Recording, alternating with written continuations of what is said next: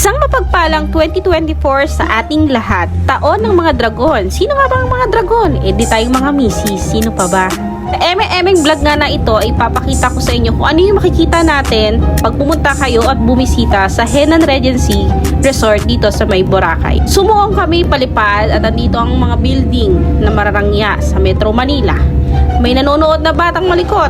At napakabilis nga, nandito na tayo sa Boracay Airport. Pagkatapos sa Boracay Airport ay sasalang naman tayo papunta dito sa speedboat ng Henan.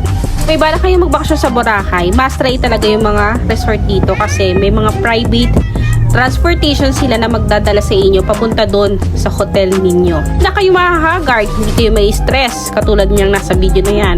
Mga mukha silang stress.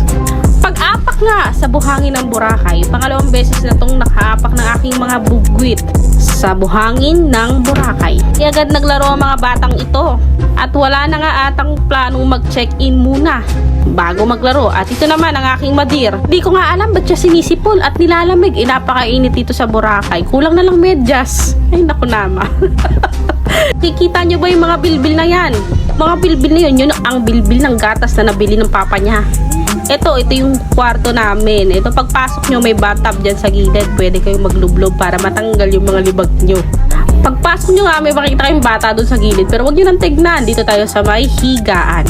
Sulit nga, dahil pagpunta dito sa kabilang side, paglabas nyo ng kwarto nyo, onting talo na lang. Yan swimming pool na. Hindi na nga kayo papahirapan dito sa Henan. Kasi nga, sa higaan nyo, pag trip nyo lumangoy, babadagan. Dahil napakabilis ng video na ito.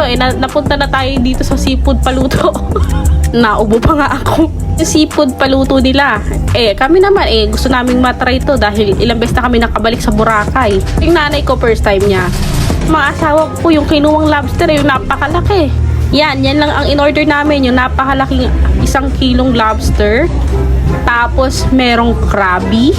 Merong squiddy, scalopi. Tapos nga ang umorder natulog na kami dahil nakakaantok yung mga pagkain. Hindi ko alam kung maraming bedsheet o talagang marami ng cholesterol. Good luck sa mga ka-maintenance.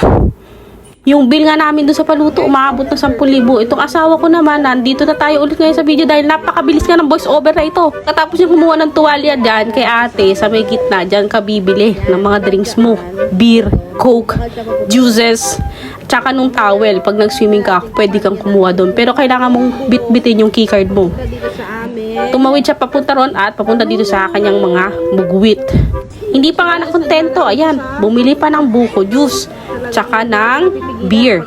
Nasabi ko na to sa vlog, yung buko juice na yan ay ibibigay niya sa aking madrasta. Charot, madrasta, mother. Sa aking mother earth na nag-aantay dyan sa gilid. Dahil hindi makatuwid ang aking nanay dahil nilalamig sa pool. Inabot na nga ni Mr. Tan ang buko sa aking ina. Sabi ng aking ina, maraming salamat, utoy. Beer, napakasweet talaga niyan. Sa kanya, beer. Yan, titirahin na nila yan. Kundi, titirahin ng iba yan. Paiwan na ni, purit. Habang nagchichill-chill dito ang aking nanay, naisipan kong videohan siya. Dahil minsan lang naman to.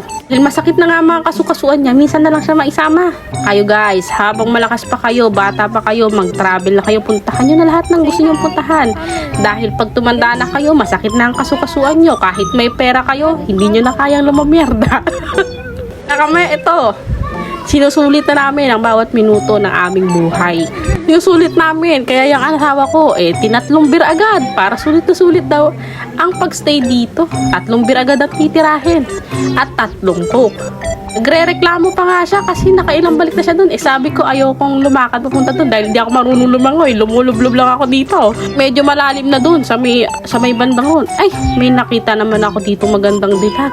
Kamukha nga nito si Pocahontas. Sabi ko mag-post ko siya dyan para naman may video siya dahil puro siya selfie. Bilis-bilis nga ng voice over na ito. Nakadamit na agad sila. Yan, papunta na ulit kami sa beach para mag-picture taking at may memories naman kami. Napakaganda talagang tignan pag nakaputi ka sa beach, di ba? Sino kayo dyan? Medyo struggle is real talaga sa pagkuha ng picture kasama yung mga anak mo dahil sabi ng tumingin sa camera, nakatingin pa rin sa buhangin.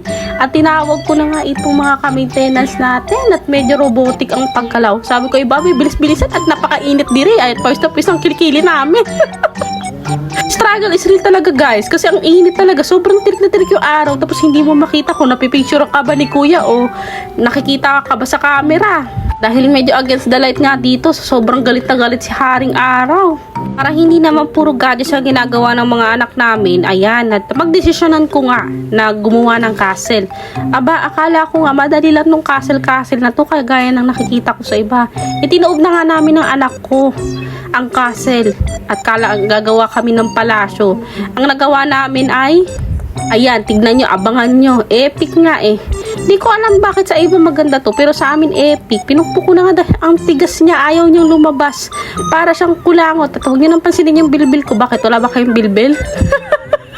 Meron bang umuupo na walang bilbil? Ay, oo, meron si Justin. Ayan o, kita nyo guys, parang naging luno sa punso yung castle. Ano ba naman yan? Alangan namin, ibuong castle ang magagawa namin. Eh, hindi naman to kastilyo. Punso ito, anak. Ano ba naman ito, anak? Paano ba kasi yun? Ito, paparating na yung bunso ko. Hanggang galing sa karagatan at may daladala siyang pandilig. At didiligan niya ata yung punso. Naku, manununo ka dyan. At dahil naging badyaw na nga sila, at ko na muna sila sa pag-swimming sa beach at kumain na kami ng merienda na paborito ni Shoti na pizza. At sabi ko nga dito, sa reggae na ito, ay kumain na tayo at i-video natin itong mga kape na to dahil sa naman ang pagiging aesthetic ng mga ito. At ito ang isa sa mga activity na hindi mo pwedeng palagpasin sa Boracay. Nag-rent kami ng Crystal Kayak. At may pasana, kasi emanase, mesemerema, awaniba. Ayan, ang gulo nga magkuha ni kuya. Hindi ko alam kung saan napapunta ito. At nahilo-hilo nga ako sa kanya. Pero okay lang, Caribels. Dahil super worth it nga nito. Bet 200 pesos lang yun. May ganyan ka ng pa-video M&M. Maraming thank you kay Kuya Kayak sa uulitin. Got you in the day. Ito yung mga picture. Oh ha, sino ka dyan? Kala mo yung tagapagmana ng kayak. Boom.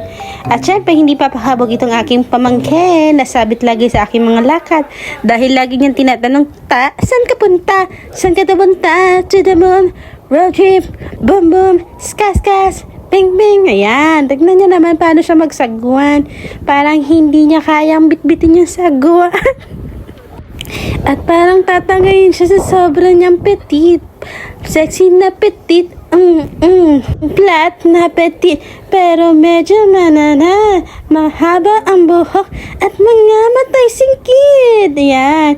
Yan yung mga pinagagawa namin. Hindi namin alam kung tama pa ba to. Kami na ang tatamaan o tatamaan na namin si kuya. Ang ganda. Ha, sino ka dyan? Ayun lang. Tapos na to. Bye. Maraming salamat sa panonood. 8 minuto lang naman ang buhay niyang nasayang.